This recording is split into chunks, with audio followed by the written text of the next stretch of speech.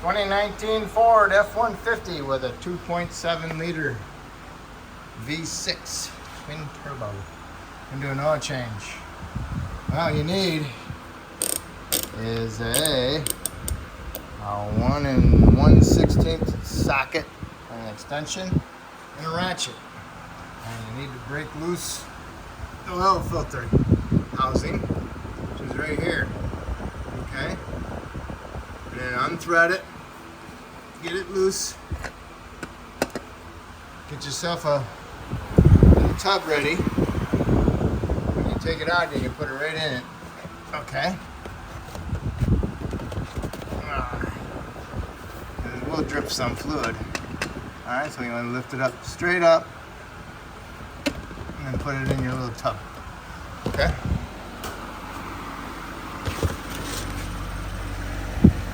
And filter stayed in the thinking truck. Alright, there she bees. Stayed in there. That's nice. Usually just stays inside the housing. So there it is. I put it in there. Okay. Here's your filter. And here's your filter housing. You got an O-ring, got double O-rings right there, and an O-ring right there. What you do is you get your little screwdriver in there, you get underneath it and pry it off, and just work it all the way around. Do the same thing with these two. Start with this one, get that one off, and then get that one off. Take a little screwdriver underneath it, and work it all the way around, and pull it off, okay? And then put your new ones on just the same way, except putting them on. See? Got my little screwdriver under it, and I'll walk that seal right off of there. Okay, got my screwdriver underneath that seal, and I'll walk that one off of there also. Do the same thing with the bottom one. Get your new seal, work it on there.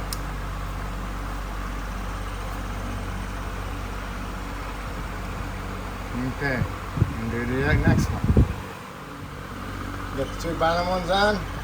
Now it's time to get the top one on. Okay, start it like that and just take your other thumb and push it over the top. This one's a little booger. I had to use my screwdriver to push it around it. Okay. Alright, there we go.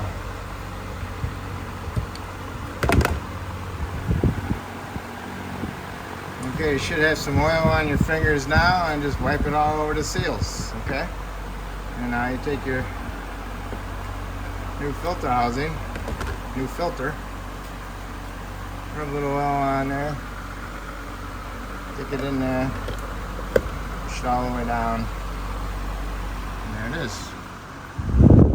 Now what you want to do is just stick it in there, best you can.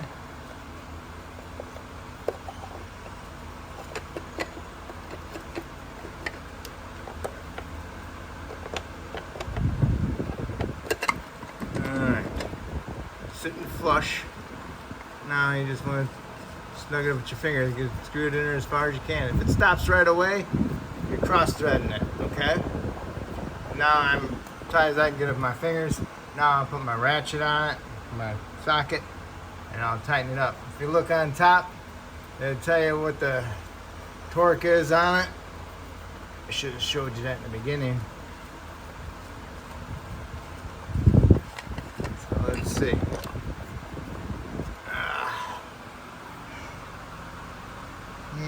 Let me look.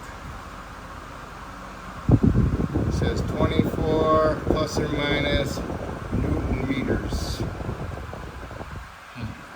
Nice. We'll have to look up Newton meters and see what that means. 24 Newton meters. I always just tighten them up. They bottom out, and they give it a little oomph. I mean, you bear down on it, you're going to crack them. So just snug them up. And I'll get you the torque spec. Okay, 24 Newton meters equals 212 inch-pounds or 13 foot-pounds, okay? Or tighten it up so it bottoms out and just give it a little oomph, and that's it, okay? It only tightens so far. Alright, so now you gotta jack it up and drain the oil. This is the fun part because they got all these shields underneath. The reason why I drain this first, because sometimes that housing holds oil in it. And when you take the filter out, that oil that's inside there drains down inside the oil pan. So if you drain the oil first and then you pull this up, you're dumping that old oil into your new oil, okay? So that's why I always do the cartridges first. Okay, here we are underneath it. Well, since you're underneath it, what you want to do is you want to look around, look at your belts, see if you can see any cracks in the ribs or anything, and then look for anything super wet. I don't see anything. Usually the turbos that have oil coming out of them a little bit. And once you got it up in the air, if you got the tires off the ground, you want to grab them at 9 and 3 and shake them right to left. See if you get any play. And then you can do 12 and 6, you know? Go like this with it. This one in and the top one out. The top one in, the bottom one out. Okay, and this one's got a little bit of play in the wheel bearing that way. And here's the shield we need to take down. It's got 4 8mm screws. And it's tucked up underneath here also, okay? The screws stay intact with the covers. So when you're taking these down, give them a little pull on them as they come down so you don't lose the fastener that's above on the screw. So then you want to come back here, inspect your transfer case, see if you see any fluid coming out of your drive shaft, slip yoke seal, or even your slip yoke. Them things got a little cap on them, they'll leak too.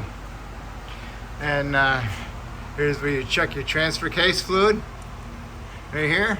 And this is the drain plug. You want to take this out and just come out just a little bit. If you get fluid coming out, and go ahead and tighten it back up. Okay, and that's a 3/8 square drive.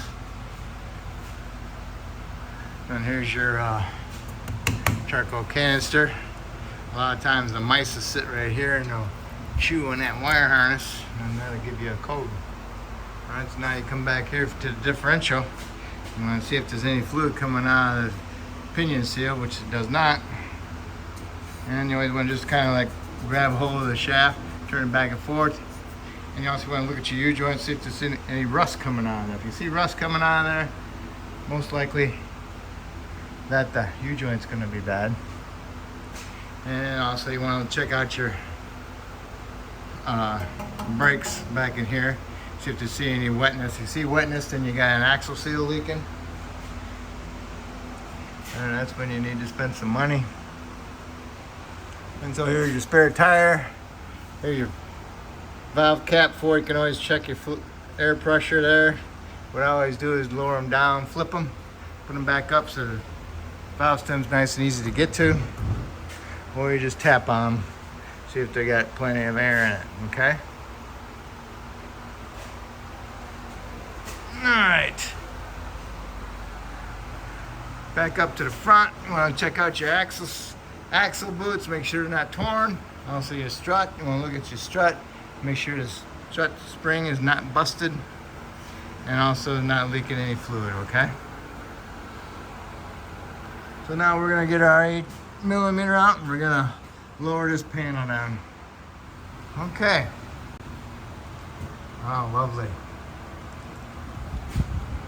It's got one of them drain plugs. Nice little plastic ones. Little wetness coming up from behind that oil pan. Possibly it might be the oil pan. Got some seepage. Okay, because it's coming up from way above the drain plug, so the drain plug's not leaking. Alright.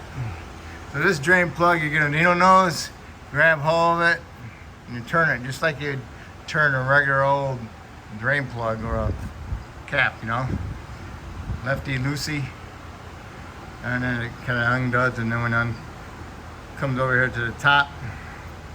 Gotta be careful because it's really gonna come out fast. So I always hold on to it a little bit and rest that plug right here against the stabilizer bar. It kind of restricts the flow and it doesn't drain so fast, okay? Right here is your trans pan. Plastic.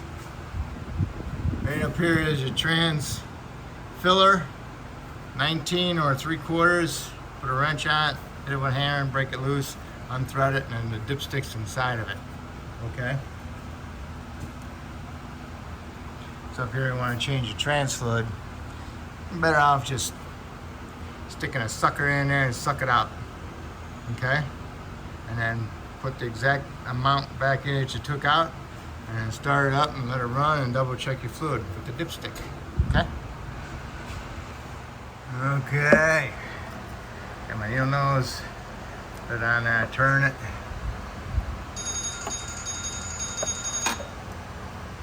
Hold on. Okay, I turned it halfway.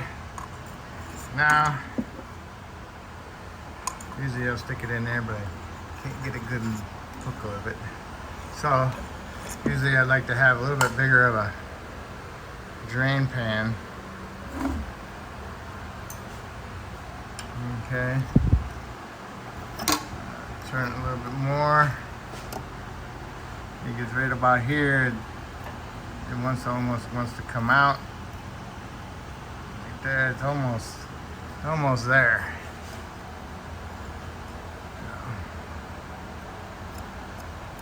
You see what I'm talking about.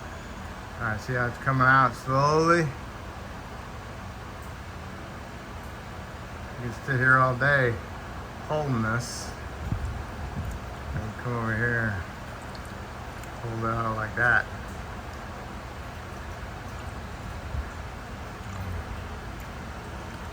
Okay. Doo-doo-doo. Nice, huh? Doo-doo-doo. If you just go ahead and pull it out, it's gonna come out. Okay, just look at that. Whew.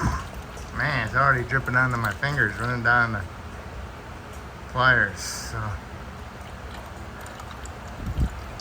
some of them I can rest that against the sway bar, but this one's pretty far away. Different.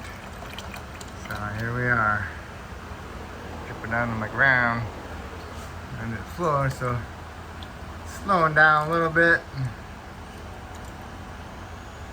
I don't want to use my big drain because then I got to clean it because I was hanging on a wall. Slowing down a lot.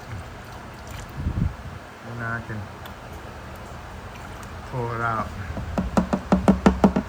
And now you see how big that hole is. Yikes, huh? I don't know what their idea was with that. I'll let that drain for a little bit. Clean up my stuff. Okay, got it cleaned off. You can stand here all day and let it drain all day if you want. Pick it up in there, turn it a little bit, and get your pliers on there, push it in as you turn it.